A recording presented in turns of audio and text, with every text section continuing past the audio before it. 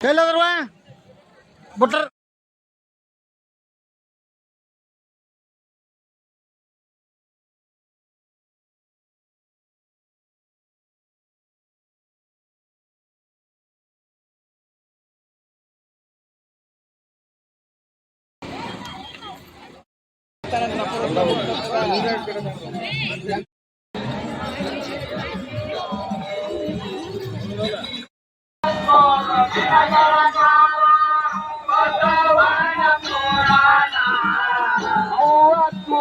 ದಿನಗಳ ಕಾಲ ಬಸವನ ಪುರಾಣ 34 ದಿನಗಳ ಕಾಲ ಬಸವನ ಪುರಾಣ ಮಡಿವಾಳಯ್ಯ ಶಾಸ್ತ್ರಿಗಳ ಗಾಳಿಯಿಂದ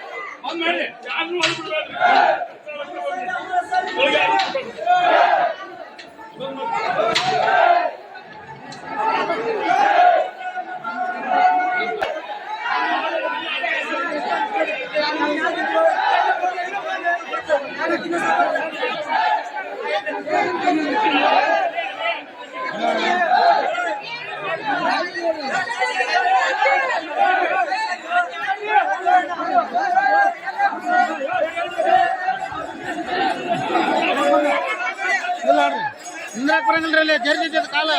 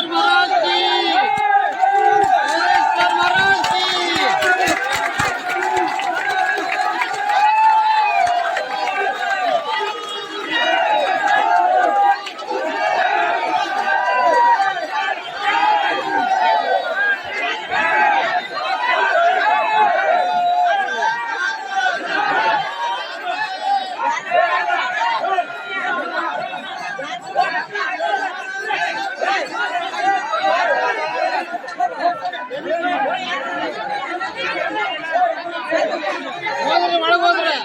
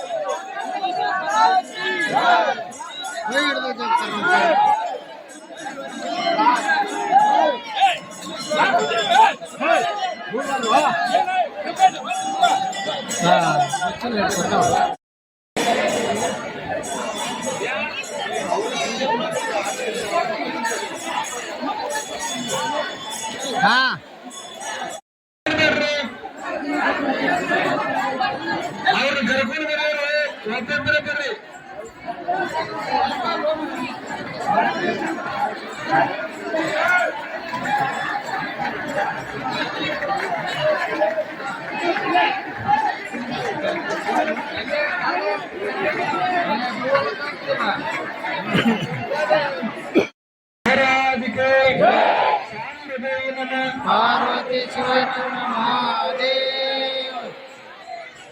ದಯವಿಟ್ಟು ಯಾರು ಮಾತಾಡ್ಬೇಡ್ರಿ. ಏ ಅಮ್ಮ, ಕಾಲ ಮೇಲೆ ಕೈಯ ಊರಿ ನಡೆಯುವವರೆಲ್ಲ ಹಿರಿಯರೇ ಅಲ್ಲ. ಹಿರಿತನ ಅಲ್ಲಮ ಪ್ರಭುವಿನ ಪಾದ ಸಂವಿಧಾನದೊಳಗ ಅಕ್ಕ ಮಹಾದೇವಿಗಾದಿತ್ತು ಕೂಡಲ ಚನ್ನ ಸಂಗಮ ದೇವ ಬೇಕಾಗಿದೆ. ಅನುಭಾವಿಗಳಿಗೆ ದಾರಿ ಯಾವುದು ಅನ್ನುವಾಗ ಒಂದೇ ಮಾತು, ಅದು ಕಲ್ಯಾಣ ಅಂತ.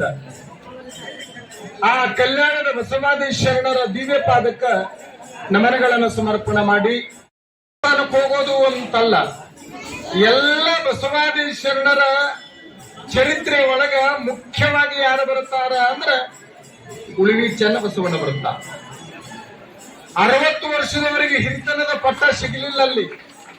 60 ವರ್ಷದವರೆಗೆ ಹಿರಿತನದ ಪಟ್ಟ ಸಿಗಲಿಲ್ಲ. ಆದರೆ ಹಿರಿತನದ ಪಟ್ಟ 18 ವರ್ಷಕ್ಕ 3ನೇ ಜಗದ್ಗುರುಗಳಾಗಿ ಗುರುತಿಸಿಕೊಂಡವರು ಯಾರು ಅಂದ್ರೆ ಅವರೇ ಉಳಿವಿಯ ಚನ್ನಬಸವಣ್ಣನವರು ಅನ್ನುವುದನ್ನ ನಾವು ನೆನಪಿನಲ್ಲಿಟ್ಟುಕೊಳ್ಳೋಣ. ಬೂದಿ ಸ್ವಾಮಿಗಳಿಗಂತೂ ಮೊದಲೇ ನೋಡಿಲ್ಲ. ಇವರಿಬ್ರು ಇಲ್ಲ ಅಂತಲ್ಲ. ಅವತ್ತು ಚನ್ನಬಸವಣ್ಣನವರು 18 ವರ್ಷಕ್ಕ ಇಡೀ ಕಲ್ಯಾಣದ ಅನುಭಾವ ಮಂಟಪದ ಅಧ್ಯಕ್ಷರಾಗಿ 3ನೇ ಶೂನ್ಯ ಸಿಂಹಾಸನದ 2ನೇ ಜಗದ್ಗುರು ಅಂತ ಚನ್ನಬಸವಣ್ಣವರಿಗೆ ನಾವು ಕರಿತೀವಲ್ಲ, ಆ ಚನ್ನಬಸವಣ್ಣನ ಸ್ಥಾನ ಇವತ್ತ ಯಾರಿಗೆ ಅಂದ್ರೆ ಪರಮ ಪೂಜ್ಯ ರಾಚೋಟೇಶ್ವರ ಶಿವಯೋಗಿಗಳು. ಎರಡು ಮಾತಿಲ್ಲ. ಯಾಕೆ ನಾನು ಎರಡು ಮಾತಿಲ್ಲ ಅಂತ ವೇದಿಕೆ ಒಳಗೆ ಹೇಳ್ತೀನಿ ಅಂತಂದ್ರೆ, ಆ ಪೂಜ್ಯರ ಪಾದಕ್ಕೆ ಮತ್ತೊಮ್ಮೆ ಚಪ್ಪಾಳಿ ತಟ್ಟೋಣ. ಎಲ್ಲ ಪರಮ ಪೂಜ್ಯರಿಗೆ ನಮನಗಳನ್ನು ಸಮರ್ಪಣೆ ಮಾಡಿ ಅಲ್ಲಿ ಬರೇ 3 ದಿವಸ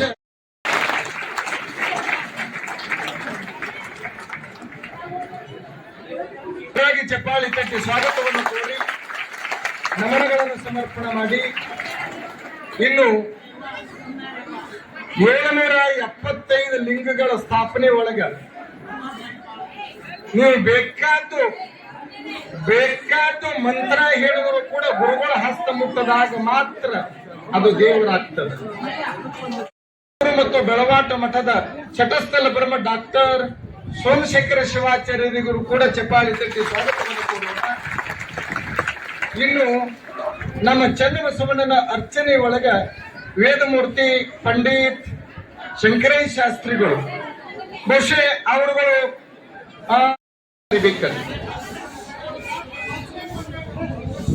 ಹುಲಿ ಹಾಲು ತಗೊಂಡು ಬಾ ಅಂತ ಯಾರೋ ಹೇಳಿದ್ರೆ ಹುಲಿ ಹಾಲು ತಗೊಂಡು ಬರುವುದಕ್ಕ ಹುಲಿ ಹಿಂಡಾಕೂ ಧೈರ್ಯ ಬೇಕು, ಹುಲಿ ಹಾಲು ನಿಂದ್ರಾಕೂ ಅಲ್ಲಿ ಪಾತ್ರೆ ಬೇಕಂತ.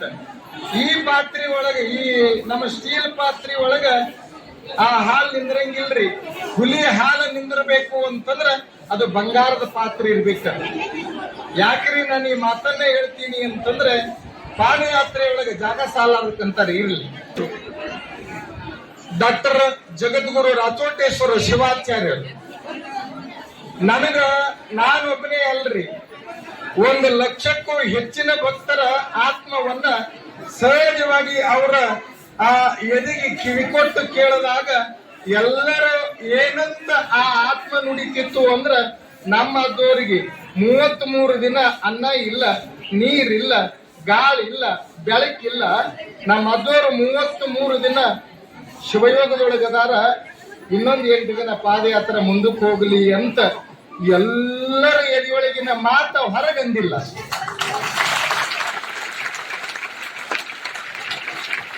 ಹೇಮರೆಡ್ಡಿ ಮಲ್ಲಮ್ಮ ಕೂಳ್ ಹಚ್ಚಿದ್ರ ಮಲ್ಲಯ್ಯ ಅಂತ ಕಿವಿಗೆ ಹಚ್ಕೊಂಡ್ರ ಅಂತಿತ್ತಲ್ರಿ. ಹಂಗ ಎಲ್ಲರ ಎದೆಗೆ ಕಿವಿ ಕೊಟ್ಟಾಗ ಈಗ ಅನ್ನೋದು ಒಂದೇ, ರಾಚೋಟೇಶ.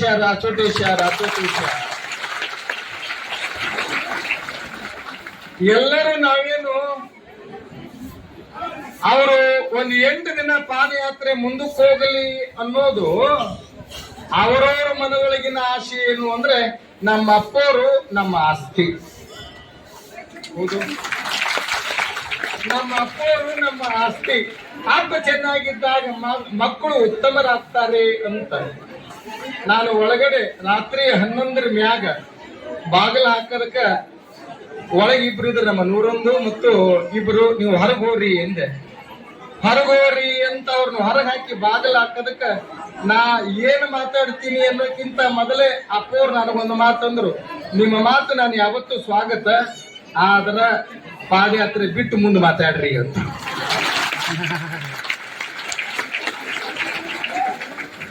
ಪಾದಯಾತ್ರೆಯನ್ನು ಬಿಟ್ಟು ಮುಂದೆ ಮಾತಾಡ್ರಿ ಅಂದ್ರು. ನನ್ನ ಮಾತಿಲ್ರಿ ಅಂತ. ನನ್ನ ಮಾತೇ ಇಲ್ಲ ಅಂತ ನಾನು ಹೇಳಿದೆ. ಬಹುಶಃ ಅವತ್ತು ಬಸವಣ್ಣನವರ ಕಲ್ಯಾಣದೊಳಗ ಅನುಭಾವಿಗಳಿಗೆ ಕಲ್ಯಾಣ ಅಂತ, ಅನುಭಾವಿಗಳಿಗೆ ದಾರಿ ಯಾವುದು ಅಂದ್ರೆ ಕಲ್ಯಾಣ ಕಲ್ಯಾಣ ಕಲ್ಯಾಣ ಅಂತಿದ್ದೇವಲ್ಲ, ಇವತ್ತ ಎಲ್ಲರ ಆತ್ಮ ಸಾಕ್ಷಿಯಾಗಿ ಅನುಭಾವಿಗಳಿಗೆ ದಾರಿ ಯಾವುದು ಅಂದ್ರೆ ಅದುವೇ ಅಂತೂರು ಬೆಂತೂರ ಅನ್ನುವಷ್ಟು